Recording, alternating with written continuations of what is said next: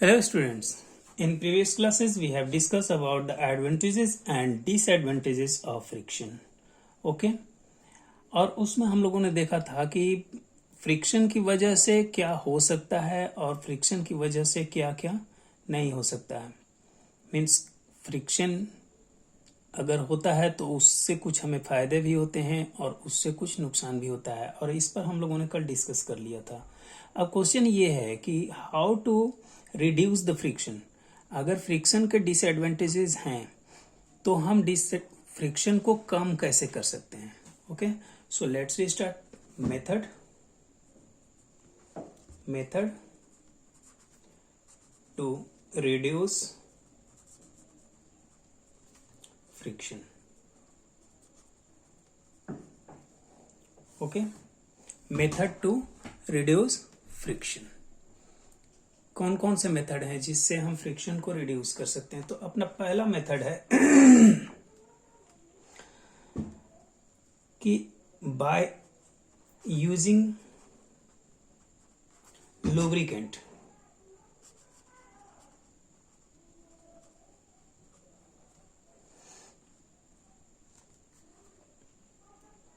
अगर solid, liquid या फिर गैसियस स्टेट में सॉलिड हो या फिर लिक्विड हो या फिर गैसियस लुब्रिकेंट हो,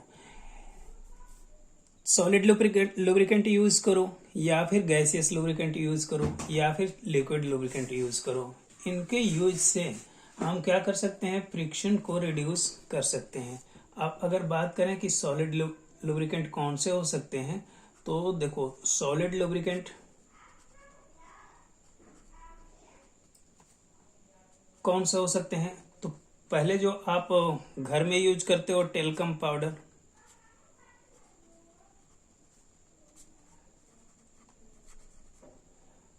केमिस्ट्री लैब में अगर आप यूज करते हो तो बोरिक पाउडर यूज करते हो. खैर उसको छोड़ दो. अगर हम बात करें लिक्विड लुब्रिकेंट की, लिक्विड लुब्रिकेंट, तो लिक्विड लुब्रिकेंट में कौन कौन से आ जाएंगे, अपना ऑयल, घी, और क्या आ जाएंगे, मिनरल ऑयल,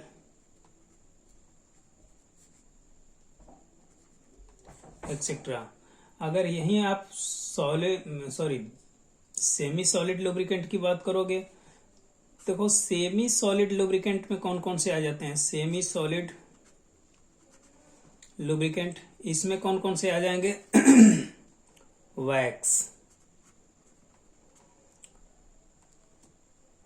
वैक्स किस में आता है, सॉलिड सेमी सॉलिड लुब्रिकेंट में.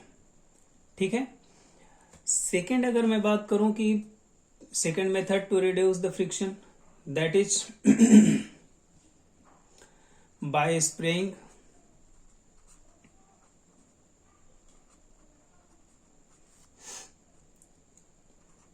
Of boric powder.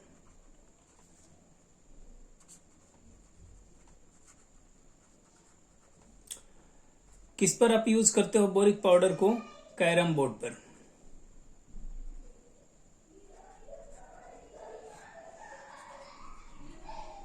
ठीक है. जो कैरम बोर्ड पर आप पाउडर यूज करते हो उसको हम कहते हैं वो क्या होता है, बोरिक पाउडर. तो बोरिक पाउडर के यूज करके आप क्या कर सकते हो, फ्रिक्शन को कम कर सकते हो. थर्ड अगर बात करें तो ball bearing, by using ball bearing.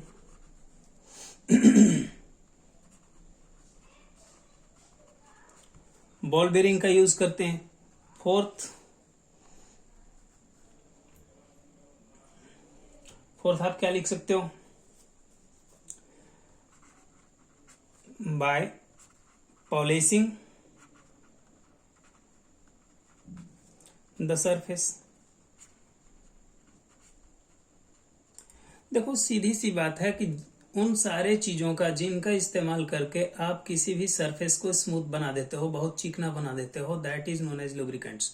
और उन लुब्रिकेंट्स की यूज करके आप क्या कर सकते हो, फ्रिक्शन को रिड्यूस कर सकते हो. फ्रिक्शन को रिड्यूस करने से उनकी स्पीड क्या हो जाती है, बढ़ जाती है.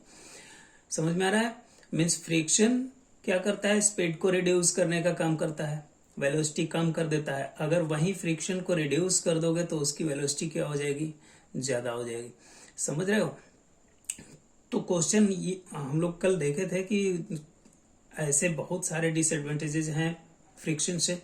सो we can reduce the friction also by the using some these methods. Next is अगर मान लो हमें फ्रिक्शन को इंक्रीज करना हो, क्या करना हो, इंक्रीज करना हो। मान लो यहां हम लिख लें method to increase friction. Friction को इंक्रीज करने के मेथड कौन कौन से हैं? तो ये देखो, पहली बात तो ये है कि सरफेस को आप क्या कर दो, रफ कर दो बाय रफिंग क्या, सरफेस। सरफेस को हमने क्या कर दिया, रफ कर दिया। रफ करने से क्या हो जाएगा, फ्रिक्शन इंक्रीज हो। सेकंड आप क्या लिख सकते हो कि bye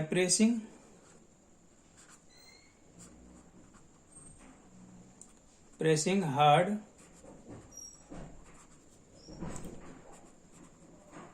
in the contact surface. ठीक है, अगर जो सरफेस एक दूसरे के कांटेक्ट में हैं, अगर उनको आप हार्डली प्रेस करते हो तो वहां भी क्या हो जाता है, फ्रिक्शन इंक्रीज कर जाता है। थर्ड पॉइंट अगर मैं बात करूं लिखने की, तो उसे मैं लिख सकता हूं कि by applying grooves in the soul.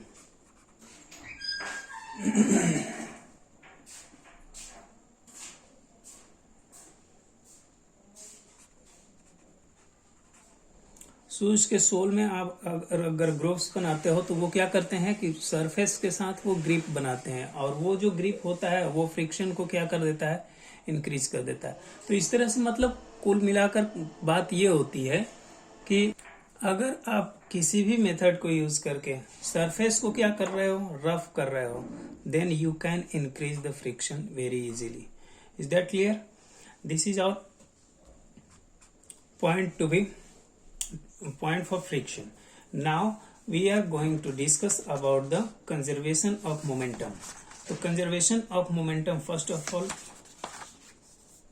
this is page number first and this is page number second.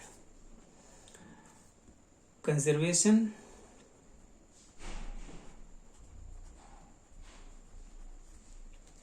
of momentum. Momentum,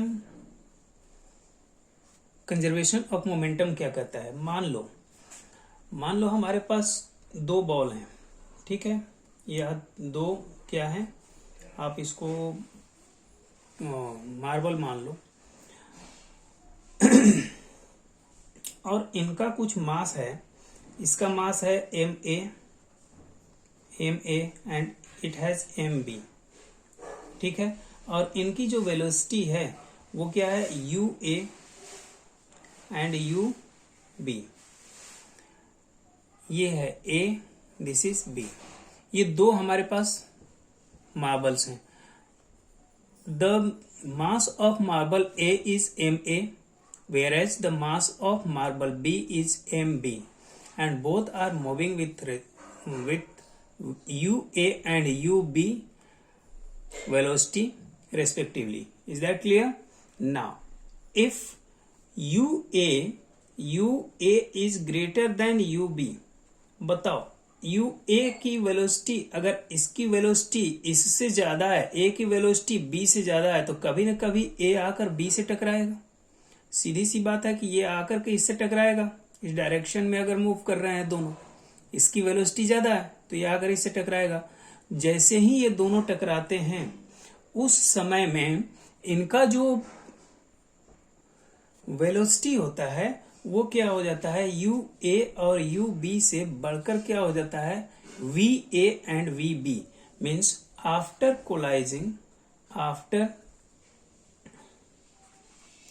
collision, the velocity of both balls are क्या हो जाता है, VA and VB respectively.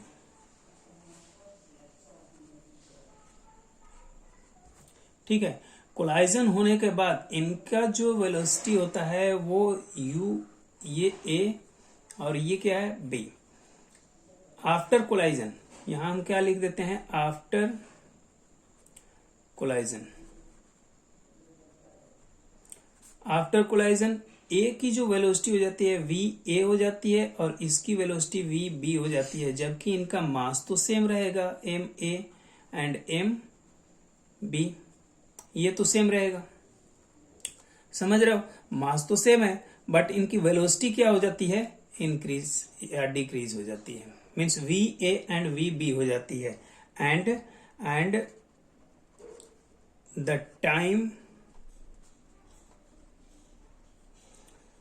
For collision is T second में MA की इसकी A की speed क्या है, A की वेलोसिटी क्या है, ज्यादा है B से, तो T सेकेंड में ये आकर इससे टकरा जाता है और उस टकराने के बाद जो वेलोसिटी हो जाती है A की वो हो जाती है VA और B की वेलोसिटी क्या हो जाती है, VB। तो अगर बात करें बिफोर कोलाइजन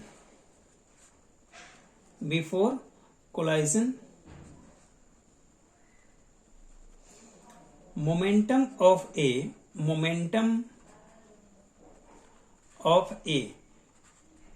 क्या हो जाएगा, मोमेंटम आप जानते हो P इज इक्वल टू क्या होता है, mv होता है ना, ये आप लोगों ने पहले ही पढ़ा है। तो यहां P क्या है, मोमेंटम है, m तो है ma, मोमेंटम ऑफ A, हम A की बात कर रहे हैं तो इसका मास तो ma है और v क्या है, before collision ua, is that. वहीं अगर मैं बात करूं मोमेंटम ऑफ B, ये कितना हो जाएगा, mb into ub, is that. समझ में आ रहा है। अगर आफ्टर कोलाइजन की बात करें, after collision momentum of A क्या हो जाएगा, मोमेंटम ऑफ ए क्या हो जाएगा कोलाइजन के बाद। अब यहां देखो momentum of A, M A इसका क्या है, मास है, मीन्स एम ए क्या आ जाएगा, V A, velocity V A हो जाती है। वहीं अगर बात करें मोमेंटम ऑफ बी क्या हो जाएगा after collision, M B into V B हो जाएगा ना। तो ये दो बातें हमारे सामने आती है। Before collision momentum of A will be M A into U A. इसे आप कहोगे कि यू ए कहां से आया, तो यहां पर जो वेलोसिटी वी है, यहां पर वेलोसिटी क्या है, यू ए। तो हम ए की बात कर रहे हैं तो यहां पर एम ए इसका मास है एंड यू ए वेलोसिटी है। तो mass into velocity will be momentum, is that. अब देखो यहां पर एक छोटी सी बात और है, और वो ये है कि if force exerted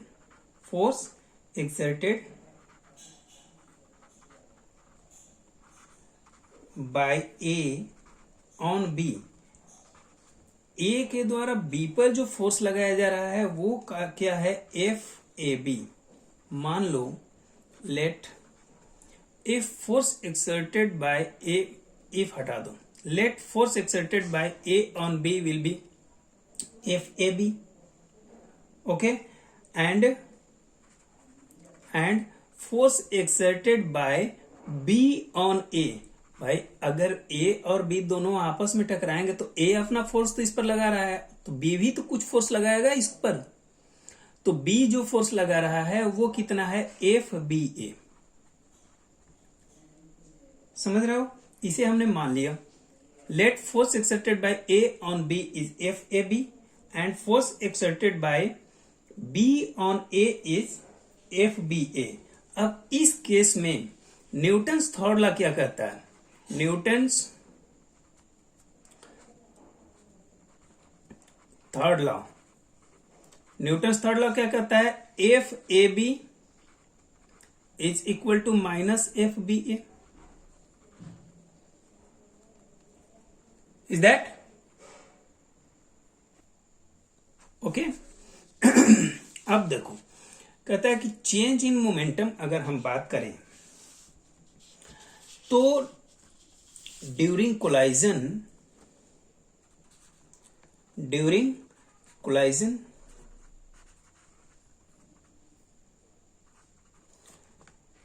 change in momentum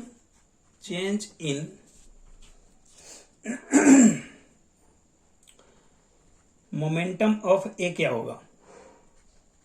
momentum of ए कितना आ जाएगा? तो चेंज इन मोमेंटम हम कैसे निकालते हैं? Final momentum minus initial momentum. तो फाइनल मोमेंटम हमारा कितना है? M A we A minus क्या आ जाएगा? M V B. Is that?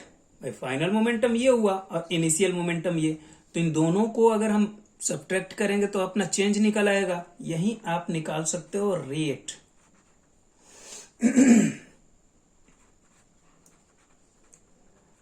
Rate of change of momentum. अब रेट कैसे निकालते हैं? Divided by T, means M A we A minus M B V B upon T. Second condition में क्या होता है कि चेंज, यहां हमने क्या लिखा? ड्यूरिंग कोलाइजन के समय में change in momentum of A, वैसे ही निकाल लो यहां पर change in momentum of B.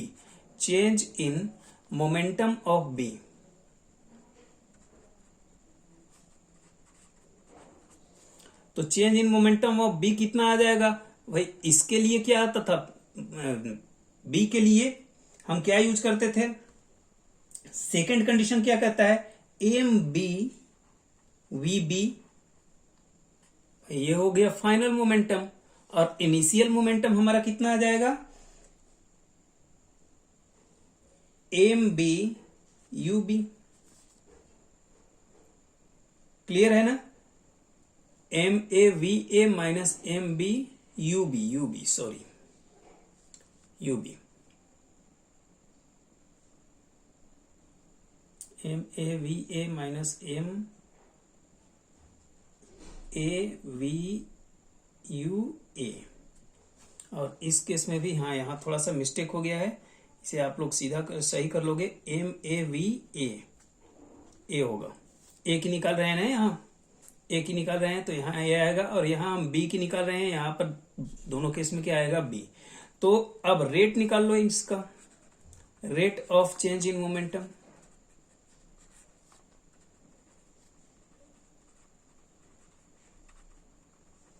ये कितना हो जाएगा? M B V B minus M B U B upon T.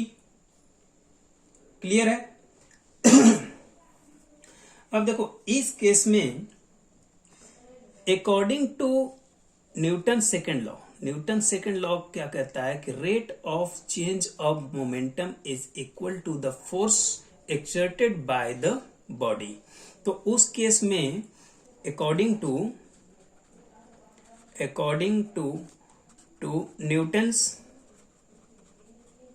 Newton's second law के अकॉर्डिंग क्या कहता है कि ये जो आपका रेट है ये किसके इक्वल हो जाएगा? Change of momentum of a body is equal to the external force acting on the body, means F B B. यहां हम क्या लिख सकते हैं कि M A we A minus M A you A upon T is equal to F B A. और ये किसके अकॉर्डिंग इक्वल हो जाएगा? एफ ए बी के इक्वल, ठीक है, M B V B minus M B U B upon T is equal to F A B, ठीक है। और थर्ड लॉ का क्या कहता है, यहां देखो न्यूटन्स थर्ड लॉ क्या बताता है, F A B is equal to minus F B A. बस यहां अप्लाई कर दो इसे, आप मान लो कोई इक्वेशन ए, यहां लिख दो from equation A what we get, F A B is equal to minus F B A. तो इसको माइनस में करोगे, F B A is equal to F A B आएगा ना, माइनस एफ ए बी आएगा।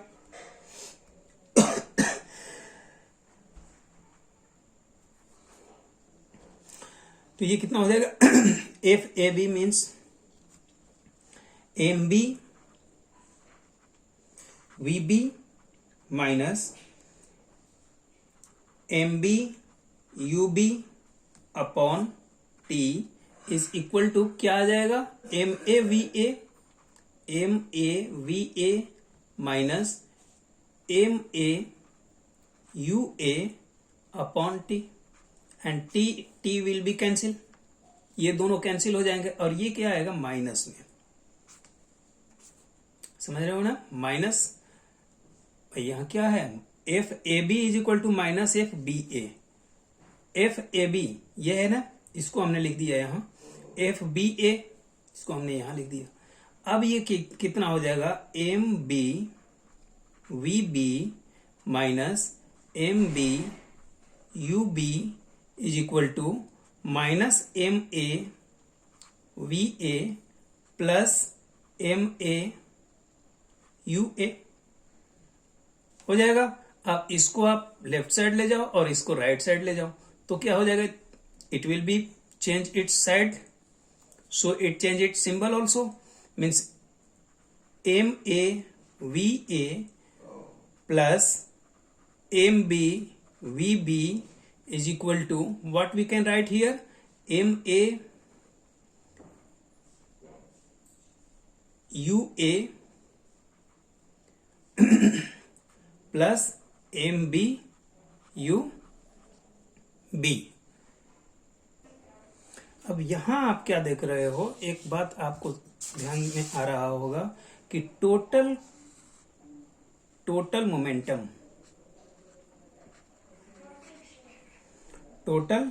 मोमेंटम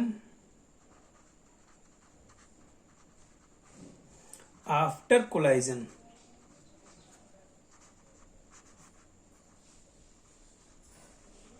इज इक्वल टू क्या है, total momentum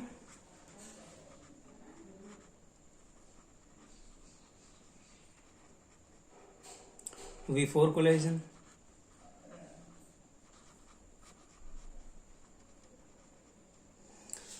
तो ये जो टोटल मोमेंटम आफ्टर कोलाइजन, ये हो गया हम अपना टोटल मोमेंटम, ये भी हो गया टोटल मोमेंटम बिफोर कोलाइजन।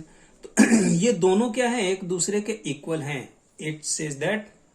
और इसी को हम क्या कहते हैं, कंजर्वेशन ऑफ मोमेंटम। क्या कहते हैं, कंजर्वेशन ऑफ मोमेंटम। और ये आपको याद होना चाहिए, ये आपको आना चाहिए। समझ रहे हो, देखो सीधी सी बात है, इसमें बहुत ज्यादा स्ट्रेस लेने की बात नहीं है। इसमें होता क्या है ध्यान से समझो कि कंजर्वेशन ऑफ मोमेंटम क्या कहता है कि हमारे पास दो बॉल्स हैं A and B, A has m A mass and B has m B mass, ठीक है। It has the velocity u A and B has the velocity of u B. If u A is greater than u B, अगर u A की velocity B से ज्यादा है तो ये कभी ना कभी आकर इससे कोलाइड करेगा। कोलाइड का मतलब क्या है, टकराएगा। जब ये दोनों आपस में टकराएंगे तब इनकी जो वेलोसिटी हो जाती है वो चेंज हो जाती है, कितनी, V A and V B respectively, ठीक है। और इन दोनों के कोलाइजन में जो टाइम लगता है वो कितना लगता है, टी। ओके, अब देखो बिफोर कोलाइजन ये टाइम कितना लगा हमारे पास, t. Before collision momentum of A का मोमेंटम क्या होगा, तो मोमेंटम इक्वल टू जानते हो मास मल्टीप्लाइड बाय वेलोसिटी। तो बिफोर कोलाइजन पर मींस इस केस में बिफोर कोलाइजन ए की का मोमेंटम कितना होगा, एम ए यू ए, और बी का मोमेंटम क्या होगा, M B U B. Clear है ना। आफ्टर कोलाइजन क्या हो जाएगा, M A we A and M B V B respectively. मान लो कि कोई फोर्स जो एक्सर्टेड हो रहा है किस पर, ए से बी पर। ए जो बी पर फोर्स लगा रहा है वो है एफ ए बी, तो कोई अपोजिट फोर्स भी वर्क करेगा। अपोजिट फोर्स मींस बी से ए पर जो फोर्स लग रहा है वो एफ बी ए। यहां न्यूटन्स थर्ड लॉ क्या कहता है कि ये जो दोनों फोर्स होंगे, न्यूटन्स थर्ड लॉ यही बताता है कि action and reaction means opposite action जो होगा वो भी इक्वल ही होगा। Means F A B is equal to minus F B A. Okay, इसे हमने मान लिया इक्वेशन ए। चलो, during collision change in momentum of A. अब मोमेंटम में जो चेंज हुआ वो चेंज हम कैसे निकालते हैं भाई, फाइनल मोमेंटम क्या है आफ्टर कोलाइजन मींस ये, और इनिशियल मोमेंटम ये। इन दोनों को अगर हम माइनस कर देंगे ए के केस में निकल आएगा। कहता है कि change in momentum of A M A we A that is final momentum minus initial momentum m A we A minus M A you A. तो रेट कैसे निकालते हैं, जो हमारे पास टी था, जो टाइम लगा था टी, उससे आप डिवाइड कर दोगे तो क्या निकल आएगा, rate of change of momentum कितना आ गया, M A we A minus M A you A upon T. Same as change in momentum of B, M B V B minus M B U B minus M B U B upon T. क्या आ गया, rate of change in momentum. ठीक है। देखो, according to Newton second law क्या कहता है कि इनका जो रेट होगा वो उन पर फोर्स एक्सर्टेड के इक्वल होगा। Means m A we A minus M A you A upon t means rate of change of momentum for A is equal to force exerted by B to A. ठीक है, और यहां पर same as जैसे आप ये निकालें, same as you have to find this. अब इन दोनों को जब आप इक्वल करते हो तो इनकी वैल्यू आप रख दो। कहता है ना, इक्वेशन ए क्या बताया है, equation A F A B is equal to minus F B A, minus रखा, इन दोनों की हमने वैल्यू रख दी।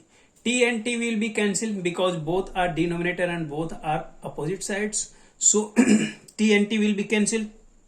Solve it and you get total momentum after collision is equal to total momentum before collision, and this is called the conservation